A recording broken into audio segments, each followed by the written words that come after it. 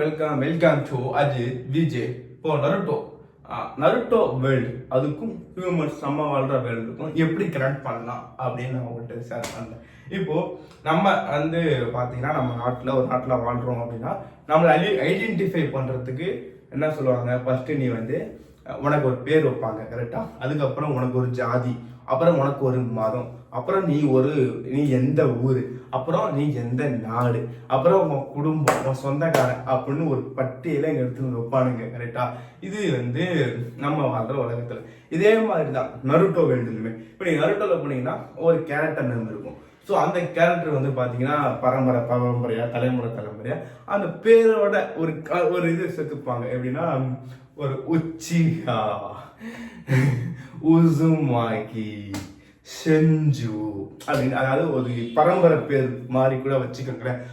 இப்போ நம்ம எப்படின்னா இந்த கேஸ்டை சேர்ந்தாங்க அப்படின்னு கேஸ்ட் அப்படிங்கிறத விட நிப்பாட்டிக்கிட்டா இங்கே எல்லாமே ஸ்மூத். இவன் இந்த கேஸ்ட்டை சேர்ந்தவன் இதனால இவன் இப்படித்தான் அப்படிங்கிற டெசிஷனும் எடுக்கும் போது தான் எல்லா பிரச்சனையுமே வருது.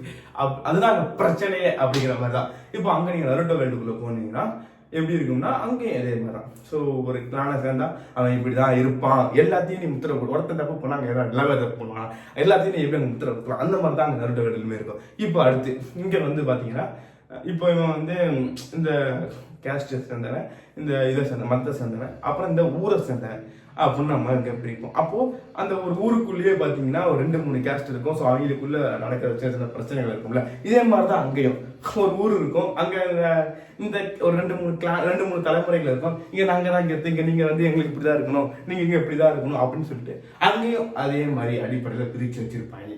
அதை தாண்டி இங்கே நாடு, இப்போ நீ வந்து இந்த நாட்டை சேர்ந்தவன் அப்படின்னு வச்சுக்கோங்களேன். இப்போ ஒரு நாட்டுக்கும் இன்னொரு நாட்டுக்கும் வந்து சண்டை வரும்.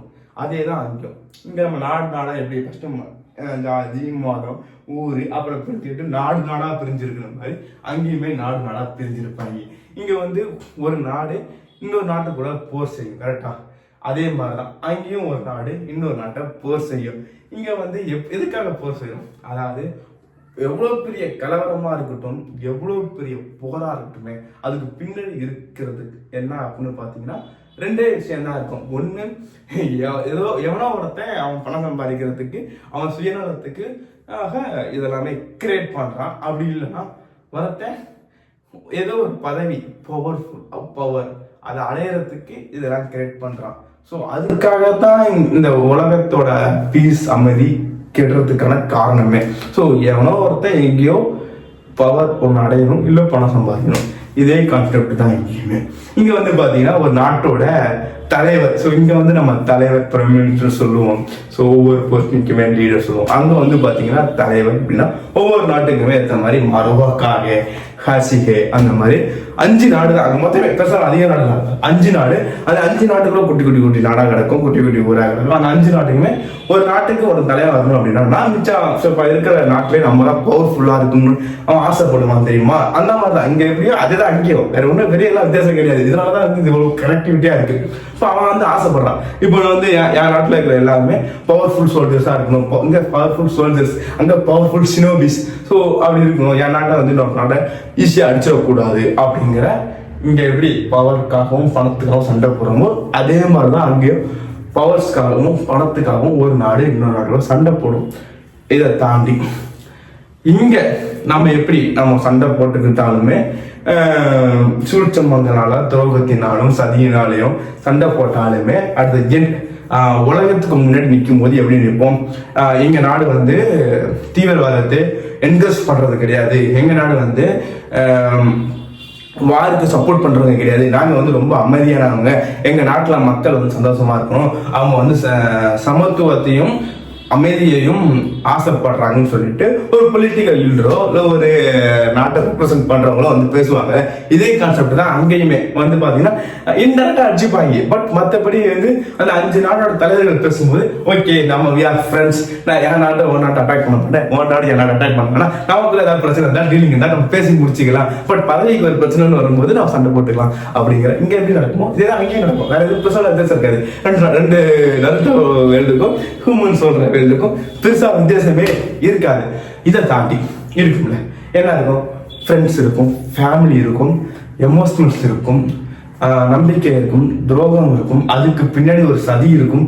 இது எல்லாமே ஒரு என்டையர் சினிமா அப்படிங்கும்போது நமக்கு என்னெல்லாம் இருக்கும். ஒருத்தன் இப்போ என் வாழ்க்கையா இருக்குன்னா என் லைஃபுக்குள்ள 0 to நான் போய் வீழ்ற அன்னைக்கு வரைக்குமே என் லைஃப்ல என்னென்னலாம் இருக்கும். ஒரு school memories, college memories, area friends memories, அதை தாண்டி போனால் ஒர்க்குன்னு போனால் அங்கே ஒரு மெமரிஸ் இருக்கும். ஸோ அதுக்கப்புறம் பணம், அதுக்கு ஒரு மெமரிஸ் இருக்கும். லவ் இருக்கும், லவ் ஃபெயிலியர் இருக்கும், லவ் பிரேக்கப் இருக்கும், இன்னொரு பொண்ணை லவ் பண்ண தோணும், மேரேஜ் லைஃப், இது மாதிரி எல்லாமே ஒரு கேரக்டரோட 0 to end வரைக்கும் இருக்கிற எல்லா கனெக்டிவிட்டிஸுமே நம்ம ஹியூமன் வேர்ல்டில் எப்படி இருக்குமோ இதே மாதிரி நருட்டோ வேர்ல்டுலையுமே இருக்கும். அப்படிதான் பார்க்கும்போது இப்போ நான் என்ன ஃபீல் பண்ணுறேன்னா, அதுக்குள்ள ஒரு 100 கேரக்டர்ஸ் வரும். பட் ஒரு 30 கேரக்டர்ஸ் மட்டும் தான் பிரம்மாண்டமா அவங்களோட லைஃப் பேக் ஸ்டோரியில் காமிப்பாங்க. அப்போ அது 30 ஸ்டோரி இருக்கு இல்லையா, அது ஒரு ஸ்டோரி என்ன மாதிரியே இருக்கும். அட என்ன நம்மள மாதிரியே இருக்காது அப்படிங்கும்போது நம்ம த்ரூ எமோஷனலாக அந்த கேரக்டரோட ரொம்ப கனெக்ட் ஆகிடும். ஸோ அந்த மாதிரி இதான். ஸோ நீங்கள் இப்போ எப்படி பிரிக்க முடியும்?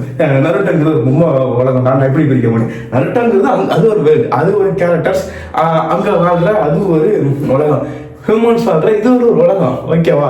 ஸோ என்னை இந்த உலகத்துலேருந்து அந்த உலகத்துக்கு போவியான்னு கேட்டு நான் உடனே போயிடுவேன், ஜம்ப் பண்ணிடுவேன். நான் அங்கே போகிறேன்டா, அது பீஸ்ஃபுல்லாக ஹாப்பியாக பியூட்டிஃபுல்லாக இருக்கிற ஒரு வேர்ல்டா அப்படிங்கிற மாதிரி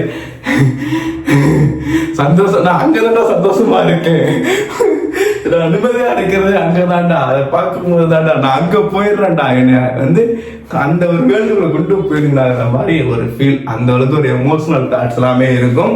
ஸோ இது எல்லாமே தான் நருட்டோ வேர்ல்டுக்கும் ரியல் வேர்ல்டுக்கும் உள்ள வித்தியாசங்கள். அதுக்கு அடுத்த வீடியோஸ்ல நம்ம நருட்டோவில் வர கேரக்டர்ஸோட ஆர்க்கை பத்தி பார்ப்போம். ஸோ நம்ம சேனலுக்கு சப்ஸ்கிரைப் பண்ணி சப்போர்ட் பண்ணுங்க. நன்றி நன்றி நன்றி.